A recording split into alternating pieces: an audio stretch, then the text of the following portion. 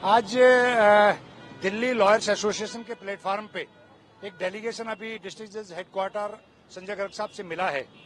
Grievances हमारी ये थी कि आपको ध्यान हो वेकेशंस कोर्ट के अंदर वेकेशंस अभी समर वेकेशंस थी, तो राउज एवेन्यू कोर्ट में 20 तारीख को अरविंद केजरीवाल जी की बेल लगी थी और न्याय बिंदु जो डेजिग्नेटेड कोर्ट थी उन्होंने बेल ग्रांट की थी।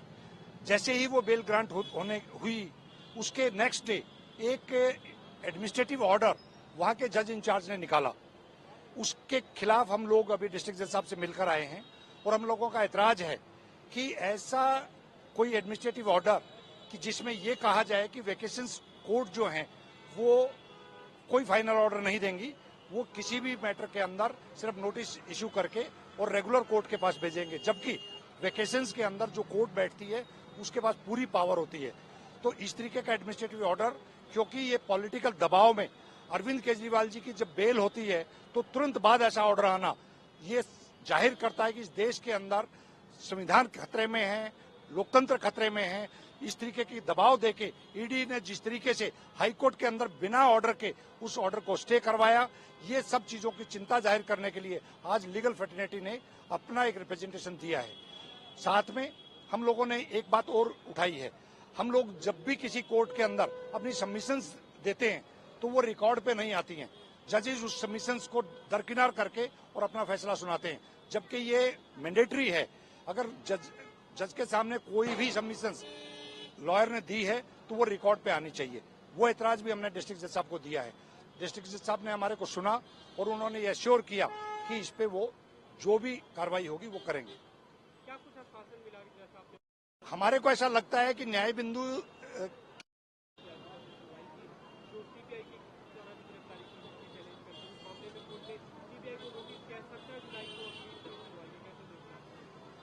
देखिए, आज हमारी पिटीशन को एडमिट करते हुए 17 जुलाई के लिए सीबीआई को रिप्लाई देना है। सीबीआई की अरेस्ट हम लोगों ने चैलेंज की है, ना 41A का नोटिस कंप्लाइंस किया, वो अरेस्ट बिल्कुल गलत है। और मैं आपको एक चीज और बताना चाहता हूं, आपको ध्यान होगा सुप्रीम कोर्ट के अंदर सॉलिसिटर जनरल तुषार मेहता ने एक स्टेटमेंट दी थी 4 जून को मनीष सिसोदिया जी की बेल के पे जब आर्ग्यूमेंट चल रही थी, ये ऑन रिकॉर्ड है, ये कोर्ट के सामने कहा था कि हम लोगों की इन्वेस्टिगेशन, ईडी और सीबीआई की इन्वेस्टिगेशन कंप्लीट हो चुकी है, हमारी चार्जशीट ऑलमोस्ट तैयार है, कभी भी हफ्ते 2 हफ्ते में वो चार्जशीट फाइल होने वाली है। तो 26 तारीख को 3-4 हफ्ते बाद ऐसी क्या वजह रही कि जो इन्वेस्टिगेशन कंप्लीट हो गई थी, जो चार्जशीट कंप्लीट हो गई थी, उसके बाद अरविंद केजरीवाल जी को अरेस्ट किया जाता है।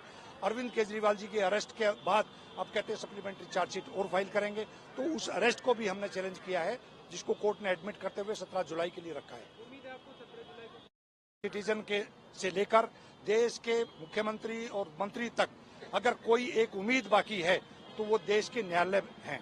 और देश के न्यायालयों से हम उम्मीद ये करते हैं कि देश के न्यायालय किसी प्रेशर में काम ना करें।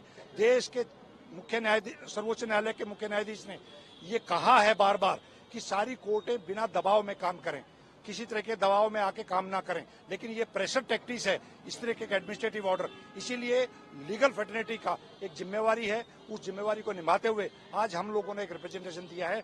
और संस्था के अध्यक्ष मुकेश ड्राल जी हैं, आप इनसे भी कमेंट जरूर लें।